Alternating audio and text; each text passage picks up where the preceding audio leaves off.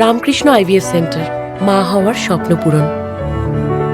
আমাদের বিজেপি প্রার্থী কে হলো না সেটাতে আমাদের কোনো সুবিধা অসুবিধার কোনো ব্যাপার থাকে। তার কারণ ময়নাগুড়ির মানুষ ভরসা করে মমতা বন্দ্যোপাধ্যায়কে, ময়নাকে মানুষের বিশ্বাস হচ্ছে অভিষেক বন্দ্যোপাধ্যায়। তো সেই জায়গায় দাঁড়িয়ে থেকে দিদি যেভাবে মানুষের পাশে আছে, আপনারা দেখছেন ময়নাগুড়িতে যখন বন্যা হয়েছে দিদি ছুটে এসেছে, ময়নাগুড়িতে যখন বার্নিশে ঝড় হয়েছে তখন দিদি 6 ঘন্টার ব্যবধানে কলকাতা থেকে ছুটে আসছে। ময়নাগুড়ির মানুষ সিদ্ধান্ত নিয়েছে যে 4 তারিখ সবুজ আবির ময়নাগুড়িতে খেলতে চলছে।